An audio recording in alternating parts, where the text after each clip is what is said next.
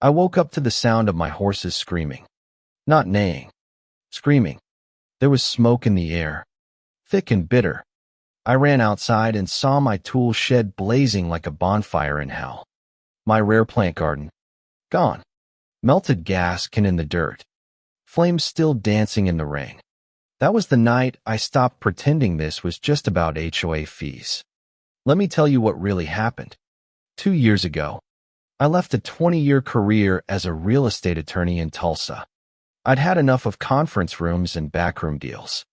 So, I bought 5 quiet acres on the edge of Oak River, a tidy little ranch with wildflowers, a fixer-upper cabin, and 3 rescue horses who don't ask much except hay and peace.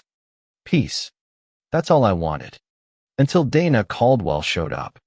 She's the president of the Oak River Homeowners Association. Think pearl necklace, fake smile, and a god complex rolled into one. One morning, I get this certified letter from the HOA. Gold logo, thick paper, the works. Says I owe $5,000 in back dues plus I'm in violation of 15 different rules. Barn color not approved. Tractor improperly parked. Unregistered livestock feed schedule. I laughed out loud. Because here's the thing, my property isn't in Oak River. It never has been. That was the whole point of buying this land. No neighbors. No politics. No Dana. So I walk into her little white columned office, slap the letter on her desk, and say, "This has to be a mistake." She smiles like she's already won. Actually, Mr. Whitaker, the HOA boundaries were recently expanded. Your ranch is now part of Oak River. I said, "That's not how any of this works." And that's when she leaned forward and said, "I'll never forget this. We have our ways. Mr. Whitaker, you'll come around." 3 days later, violation notices start piling up. Early morning noise from my horses. Failure to report my barn's paint color. A $1,000 fine for not getting my manure management plan approved. You think I'm joking? I wish I was. That's when Mildred came by. 70-something. Sharp as a tack. I'd seen her at the farmer's market a few times.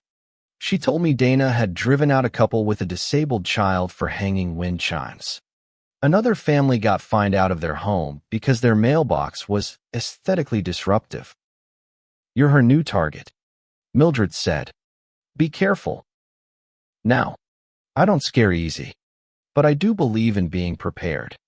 Thing is, Dana didn't know my day job. I'm still on the Oklahoma State Land Commission. I help approve every major land development project in the state. And guess whose $50 million mineral mining project was sitting on my desk? You guessed it. Dana's.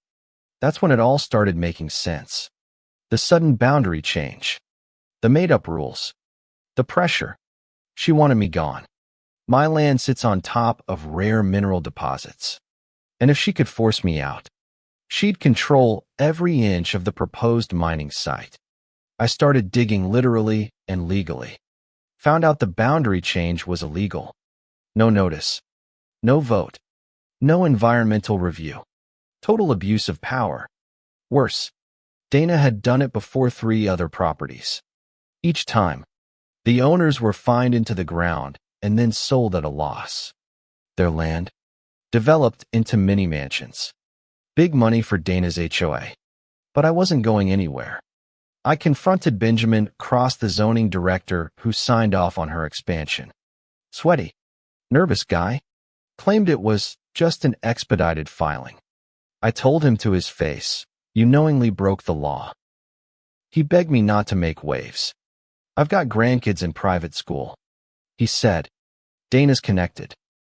Then things got worse. 2 men in HOA polos showed up taking photos of my ranch. I told them to leave. Next morning, my security cameras were smashed. That night, I saw the black SUV. Just parked. Watching. A few days later, during a thunderstorm, my shed burned to the ground. Gasoline. Arson. No question. That was my line. I called up Lucas Gray, local journalist and bulldog in flannel. I gave him everything: HOA fraud, Dana's abuses, the fake boundary expansion, my own commission seat. He published it all. The front page: HOA president targets state official in power grab gone wrong. Within 24 hours, everything changed. Turns out Dana's mining plan would poison the Trinity aquifer drinking water for over 200,000 people. The report had been buried. She paid another company to write a fake, clean version, and we found the original engineer she threatened had the emails, the receipts, the whole story. More people came forward.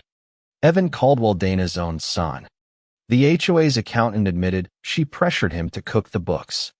Benjamin gave us a USB with emails, bribes, everything. Then came the calls. State senators, county officials, even someone from the governor's office. Greg, we all have to work together. This project is important for the economy. Don't you want to be a team player? Translation: sign it or suffer. I refused. And then Dana really lost it. One night, I caught her on my porch, pouring gasoline. She had a lighter in her hand and a wild look in her eyes. Sheriff tackled her before she could light it. She broke down sobbing, confessed to everything right there in the mud. Fraud, arson, threats, embezzlement, environmental cover-ups.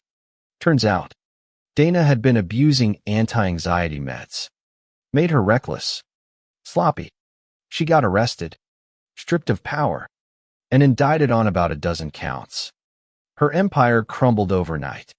Mildred was elected interim HOA president. First thing she did? Repealed every fake rule Dana made up. Next, held a real vote on the future of the land.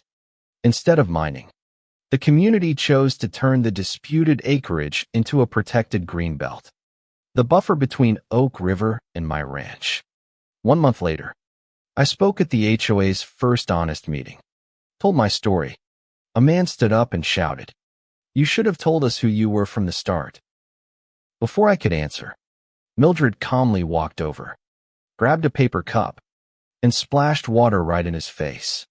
"Cool off, Frank," she said. The room burst out laughing. Now, the kids from Oak River visit the ranch on weekends. I rebuilt the garden. The horses are safe. And Dana? She's bankrupt, awaiting trial, and no longer anyone's problem. But let me leave you with this. If I hadn't fought back, Oak River wouldn't have green space. They'd have a poisoned aquifer and a scarred piece of land. All because one woman wanted power she didn't deserve. Was I petty? Maybe. But sometimes being petty is just standing your ground with a legal background. So, what do you think? Was I right to fight fire with fire? Or should I have just paid the $5,000 and kept my head down? Drop your thoughts in the comments. I want to know what you would have done. And if you've ever had a run-in with a power-tripping HOA, you're not alone. Like, share, and subscribe for more stories that prove sometimes the underdog wins.